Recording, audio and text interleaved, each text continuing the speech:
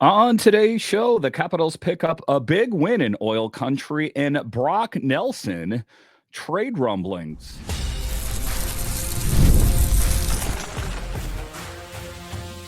Your Locked On Capitals, your daily podcast on the Washington Capitals. Part of the Locked On Podcast Network. Your team every day. Well, hello and welcome into this edition of Locked On Capitals, part of the Locked On Podcast Network, your team every day. My name is Dan Holme. I've covered the Capitals for the last 3 seasons for Locked On and various other outlets before that. I'm also the host of the weekly show called The Capitals Minutecast, available wherever you find your podcasts. So in this edition of Locked On Capitals, we talk about the Capitals as they continue to keep rolling, picking up a big win over the Edmonton Oilers by a score of 3-2. And to be clear here, this one came down to the final moment. Edmonton could taste the victory, but Logan Thompson was that brick wall in net. How did the Capitals get it done? I'll talk about that a little bit later. I'll talk about trade rumblings, this time about Brock Nelson. Listen, the New York Islanders are not having the season that they're looking for. And at this point, they're willing to offload players in hopes of getting some young talent. Would the Capitals really entertain that thought? I'll talk about that. And then in the final segment, we'll talk about why Pierre-Luc Dubois didn't work in LA and why he's getting it done with the Capitals. But just to get it going here, quite a victory. A late night victory as I record this at 12:06. It was quite a victory for the Caps and a hard-fought victory is what I'm going to say. The Edmonton Oilers have a lot of firepower, and they have a lot of firepower even minus Connor McDavid. And you take a look at it, there were certain things in this game that the Capitals haven't had to encounter, but in this game in particular, this demonstrated the Capitals' pushback and working together as a team. And that's what we'll dive into in this first segment here, talking about that hard-fought 3-2 victory against the Oilers. Now, let's be real here. It wasn't the Caps' best game, but hey, a win is a win, right? And the Capitals will take the points at this point of the season, and, well, they'll do that anytime. This victory helped them extend their point streak to 11 games. And you take a look at it, that's what they want to do, is stockpile as many wins as they possibly can. They're sitting atop of the heap right now, but they still want to separate themselves from the other teams that might present themselves as a threat to them. They're rolling with a record of 8-0-3 during this stretch, and we're loving every minute of it. This is the road trip starting. This was day one, and the Capitals are off to a great start. I'm going to be honest with you here, Caps fans. This game was a bit of a question mark for me if the Capitals were going to be able to find a way to win it. I felt a little bit more confident when I found out that Connor McDavid was going to be suspended for 3 games, but it was a test. But an impressive road record. Let's talk about that. The Capitals and finding a way to weather the storm, even on the road. With this win, the Caps' road record is now 16-6-1, giving them a stellar 717 points percentage on the road. And this team does excel on the road. And, kind of bucks trends that, typically teams feast at home and necessarily don't play the best on the road. The Capitals are killing it on the road. They now rank second in the NHL for road wins, just behind the Minnesota Wild, sitting at 17. Pretty impressive stuff for this Capitals team and a way they're getting it done. And like I said, just the start of a road trip, and a good way to start that positive momentum is picking up a big win. So streaking into the record books, this streak is seriously one for the books. I've talked about that this season has a feeling to me of, this is the best Capitals team that I can recall in quite some time. In a lot of ways, this is even better than the 2018 team, and we know what they accomplished that season. This team this season, the chemistry, the coaches, this is the making of a perfect storm. And I think that this season will go down in the books. This streak is seriously one for the books, tying for the 8th longest in franchise history. The last time we saw an 11-game point streak was back in 2019-2020, where they had an incredible 13-game winning streak. So this is a pretty big deal for this team. And the question, of course, is always sustainability. And I recall back to Capitals Penguins 24/7, and I'm paraphrasing where the narrator said, don't judge a team when they're playing their best, and summarize them as that. And don't also judge them when they're at their worst. So you got to think to a certain point that this is going to slow down at some point. They're not going to be able to keep up at this pace. But when you look at it, I don't want to get it that far ahead of myself. What I want to do is live in the moment right now, and just really, wallow in the fact, or let this really resonate with me, how great this team is playing right now. And they're getting it done in large part due to great net minding. And who am I talking about in particular? Logan Thompson, LT, as he continues to keep rolling here. And I'm not the head coach of the team, and I don't make these kind of decisions, but I would keep going with this. What we saw was a great performance from Logan Thompson tonight. They have the Kraken on deck. I would keep going with it. Unless he falters, unless he takes a step back, I would go with what I perceive is more of the quote-unquote sure thing. And a huge shout-out to Thompson tonight. He played a pivotal role in this game, making 31 saves on 33 shots. And you might ask yourself, well, you really like Logan Thompson. Are you saying that the Capitals would have lost if Charlie Lindgren was in net tonight? Yeah, maybe. That's what I'm saying. It's not a participation ribbon. It's not, well, Charlie gets one and Logan Thompson gets one. No, this is big boy stuff here. Logan Thompson is the real deal. And a lot of the Capitals' success can be drawn to his great play in net. He really held it down, especially with the Oilers throwing a strong offensive push, outshooting the Caps 25-9 in the first 2 periods alone.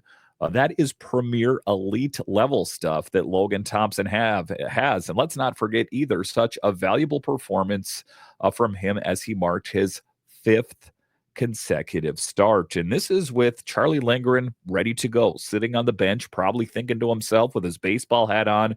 When I saw him on the bench, I was kind of trying to think what's going through his head right now.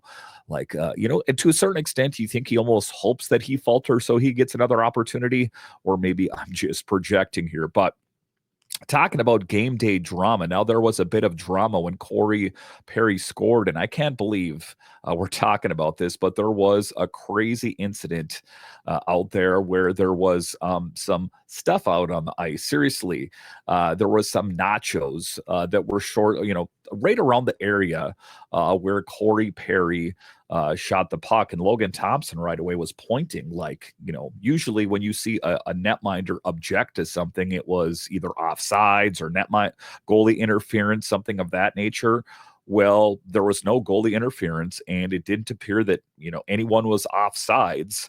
But what it turned out was there was a big container of nachos on the ice, and he protested it. And ultimately, I don't think they're going to overturn a goal because of nachos. But I think what he was pointing at was get that off the ice. It's wrecking my concentration, as he was really dialed in. And I think that we really needed him tuned in. But so we know that this game had a lot of pushback. There was a lot of offensive push on paper. If it hadn't been for the Capitals and Logan Thompson, the Edmonton Oilers could have definitely ran away with this game. Just looking at the raw data, how they were out shooting, those kind of things, that it definitely could appear that the Oilers could have won this one. But let's dig into the offensive highlights and ultimately what got the Capitals into the win column, because you can have the best netminder in the world, but you got to score some goals. Pierre-Luc Dubois and Tom Wilson were amazing in this game. Dubois continued his scoring streak, which is great to see. To start the season, he was an assist machine. But for PLD to find the back of the net on his own is a good thing. And Wilson also found the back of the net for his 20th goal of the season. And, it's interesting just watching this game and what I hear the chatter about Tom Wilson is he's just this tough guy. Take a look at Rempe. Did you see that Rempe Jackeye fight over a couple days ago? And actually Rempe lost that one. And I'm thinking to myself that, Rempe doesn't have a real high skill set other than just a tough guy, this goon. And Jackeye, they call him Wi-Fi for the Canadians. He has a little bit more of a skill set, but it's always good for me as someone that covers this team that I know who Tom Wilson is. He is a tough guy. He stands up for himself and his teammates, but putting up his 20th goal of the season. How many has Reeves put up? How many about Rempe? How many of these other tough guys?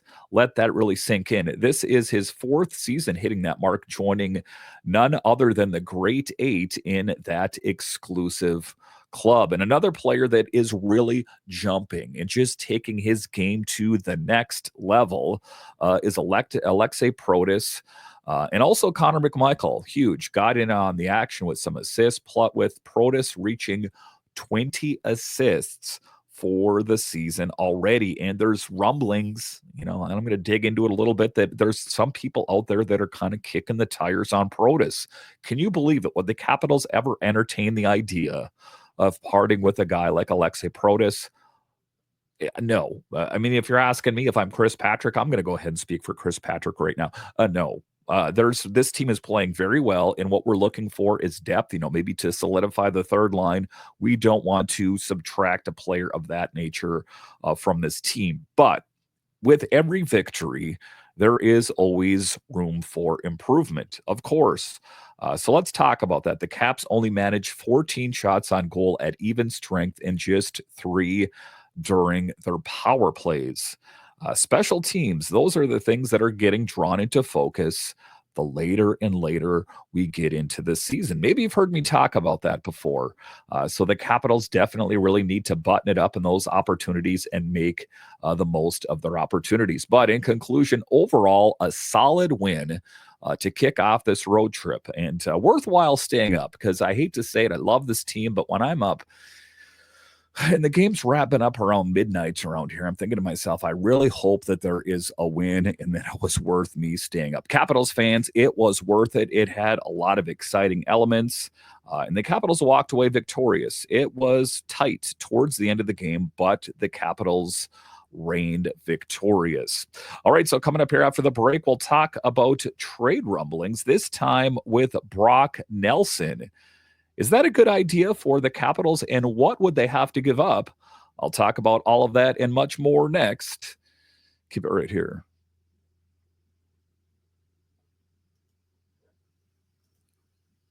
In sports, having a winning strategy is everything. It's how the best teams make it to the Super Bowl, the World Series, and the Olympics. The same goes for life. Having a strategy like life insurance with SelectQuote can protect your financial legacy and keep your family's future secure.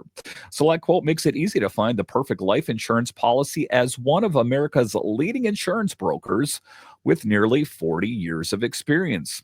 They've helped over 2 million customers find over $700 billion in coverage since 1985. Now, what sets SelectQuote apart is their personal touch.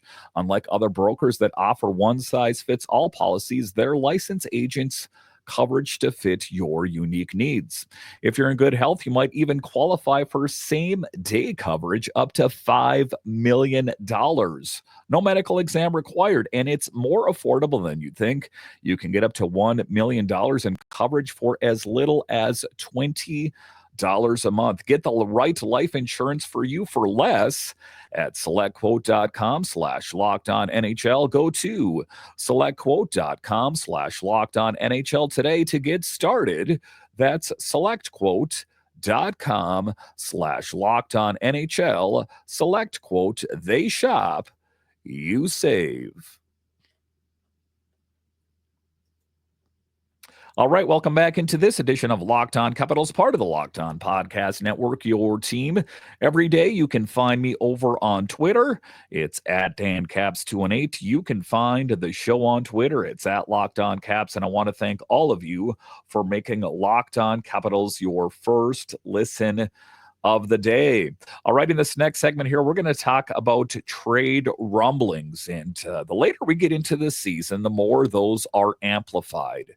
The teams that are kind of on the outside looking in, they are trying to salvage this season, perhaps, or maybe even work on the future. And that, I think, is what is the case for Brock Nelson and the New York Islanders. As, you know, they take a look at it this season, you know, unless something really crazy happens and they go on a heater, this season is over for them. So they are trying to move on from some assets. They are trying to build for the future because, you know, you take a look at it, the Capitals do have they have some really great young talent, either on the big team, the AHL prospects, those kind of things. So I think that teams like the Islanders, they're eyeing that up like, hey, maybe you'd be interested in a guy like Brock Nelson. Let's dig into that. And where does this whole story emanate from? So today we got some exciting news, and let's dive into it. The Capitals are currently at the top of the NHL standings, and they're feeling confident about their chances of the postseason, but there's still some things that they need to correct. That third line is, well, still a work in progress. So Brock Nelson as a trade target, an intriguing name. And if you are a fan of the NHL at large, you are most definitely probably aware of it. A word on the street is that the team is actively exploring the possibility of bringing in New York Islanders forward Brock Nelson as a rental option to strengthen their forward depth. This could be a game changer for the Caps. Yeah, could be. I don't like rentals. If the perception is this team is, you know, make or break, either they get this missing piece, quote unquote, or they're not gonna make it to the playoffs, then sure. But I'm not all in, and I don't like rentals. It's just it's never worked out for me, and it rarely is it worth it, especially if you have to give up a big name player. So now Brock Nelson is a name to keep an eye on. He's a two-time 60-point scorer and a former NHL All-Star, and he's set to become an unrestricted free agent at the end of the season with a $6 million cap hit. I do not like this. I do not like this thought process at all. I don't like the thought of, you know, giving up a future player for a win now thing. You know, you take a look at it, the Capitals are doing really well right now. And if it was the right player, sure. And, you know, is Brock Nelson the wrong player? That's not what I'm saying. But what I'm saying is that I don't like the rental aspect of it. I think that if the Capitals go out and acquire someone, it should be the right player that maybe has some term, you know, that we're going to have them for a couple of years. I don't want to give up a premier talent, a prospect, an AHL player, for a guy that's only going to be here for a few months. That's the hard part. Now, Brock Nelson is a name to keep an eye on. He's a two-time 60-point goal scorer and a former NHL All-Star, and he's set to become an unrestricted free agent at the end of the season with a $6 million cap hit.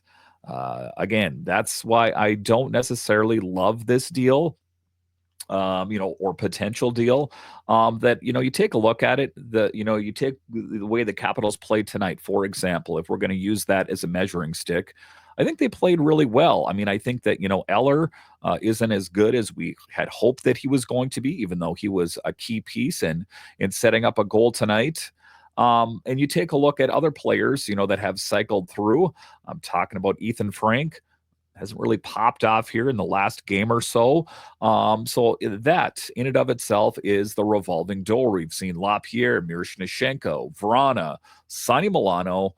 So I think that that is kind of where this all emanates from. Now, to make this trade happen, the Capitals will have to create some cap space and put together a solid offer to match the Islanders' demands. That's the big thing. They're not going to want to give him up for nothing. So who might the Capitals be, or excuse me, the Islanders be interested in? Reports suggest the Islanders are looking for prospects and draft picks in return for Nelson. Some potential candidates from the Caps could be Henrik Rubinski or defensive prospects like Ryan Chesley or Vincent Iorio. And I'm not against the idea of moving a Rubinski, Chesley, or Iorio. Most notably, Vincent Iorio, even though I know he is one of the Capitals' top prospects, he's been given his opportunity on the big team and hasn't really impressed. So what am I saying here? Why not Brock Nelson? The rental aspect of it. If the Capitals could orchestrate a trade where they could get a player that could help them out for years, then I would entertain it. But if it's just a rental, a player they're going to have for a few months, I don't like it. So insights from Rachel Dorr at ESPN's Rachel also pointed out the Capitals might have to part with some of their defensive prospects to really boost their forward lineup for that deep playoff run we think is all inevitable. And that's what happens at this point of the year is, the Capitals seem to be on a lock to make it to the playoffs, right? That they want to stockpile all these players. But for me, I think that, they have the needed depth down in Hershey. And I think if they want to make some smaller moves, fine. But what you notice is sometimes you can mess up the chemistry of the team. The team is playing. The Capitals are playing so well right now. How much do you really want to tinker with that? How much do you really want to potentially mess that all up? So those are the things to consider, So talking about potentially moving on from, some defensive prospects, that could be the case. Now, while this season hasn't been the best for Nelson, he's played 46 games and has 13 goals and 15 assists, which puts him on pace for around 50 points. He's still a reliable goal scorer and a playmaker. His past performances of 69 and 75 points in previous seasons show he has what it takes to elevate his game. Could be a game changer for the Capitals. Could is the operative word there. Adding him to revitalize the Caps' struggling third line, especially with Lars Eller looking to regain his form. But as far as Lars Eller is concerned, I never viewed him this version of Lars Eller in 2025. I don't view him as a long-term answer at that position. I kind of viewed him as a Band-Aid for this season and see what the options are going forward. Now, improving the overall offense. That is one of the things that the Capitals want to do, as they are struggling at points to score 5-on-5. Nelson could be just the player they need. His shooting and playmaking skills can significantly impact their offensive chemistry. So that is the word on the street right now. Potentially Brock Nelson to the Capitals. And what would the Capitals have to give up? They'd have to free up some cap space and part with some prospects, some young talent. Not loving it. There is a glut of talent on the blue line for either, the NHL, AHL, ECHL, or prospects. There's a lot of talent there. Again, I just don't like the whole rental aspect of it. All right, so coming up here after the break, we'll talk about Pierre-Luc Dubois. I think it's safe to say he has been a huge addition for the Capitals and a key piece for the Capitals' success. Why didn't he work in LA? I'll talk about all of that and much more next, straight ahead. Keep it locked.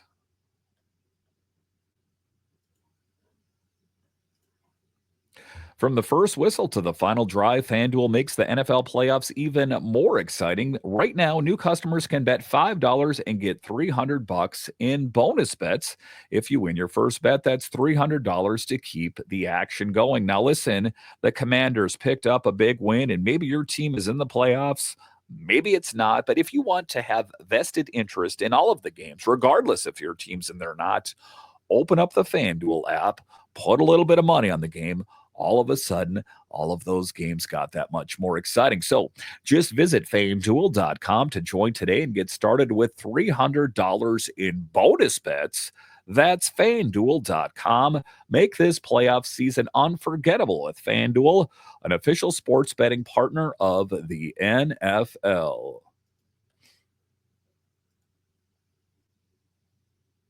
All right, welcome back into this edition of Locked On Capitals, part of the Locked On Podcast Network, your team every day. The best way that you can help grow this show is to subscribe to Locked On Capitals on YouTube and comment anything down below. All right, in this next segment here, we're going to talk about Mr. Pierre-Luc Dubois.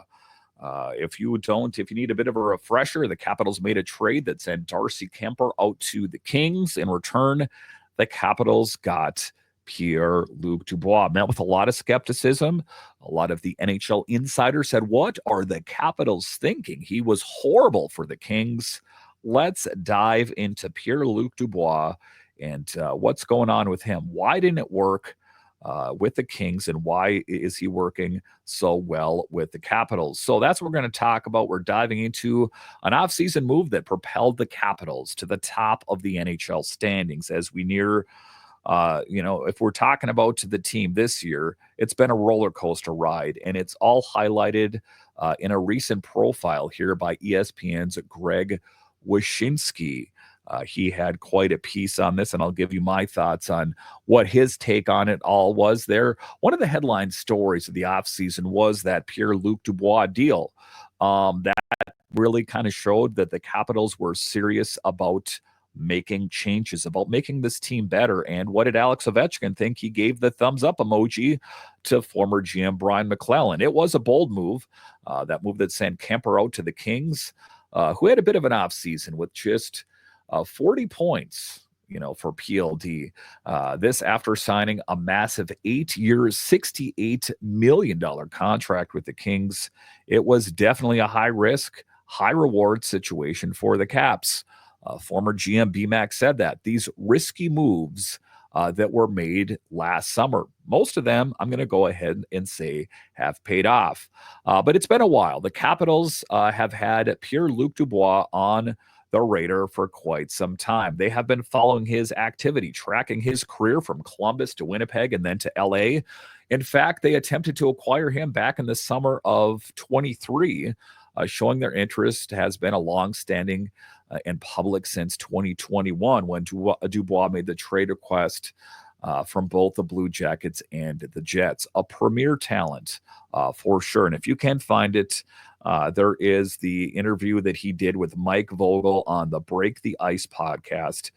Go ahead, do yourself a favor and check it out. It goes into depth about PLD's playing career from the very beginning, his relationship with his father, all the way up to his current career with the Capitals. I'm going to go ahead and say it's a must listen if you are a Caps fan. But evaluating Dubois' fit, Dubois is on the 4th team in 5 seasons, which has led to a speculation about his fit as a teammate. That was the rumor mill, that he was a cancer in the locker room, but has been nothing but a great player in the locker room from firsthand accounts from Tom Wilson and other players. But you can bet the Capitals did their homework before making the trade. GM Chris Patrick looked at Dubois' struggle in LA and determined it wasn't due to any attitude issues or off-ice distractions. Instead, it's what I long suspected. The depth at the center in LA played a big role in his limited production, with Dubois averaging just 15:42 of ice time per game, the second lowest of his career.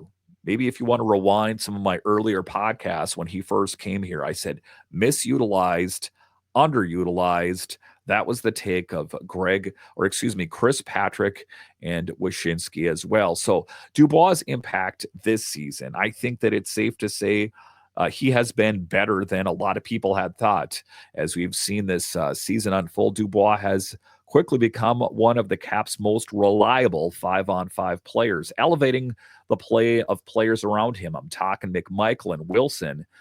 After 638 minutes of ice time at even strength, he's showing up big, contributing to over 53% of shot attempts, nearly 58% of expected goals, and a whopping 59% of high danger chances. And this is just a guy that's 26 years old.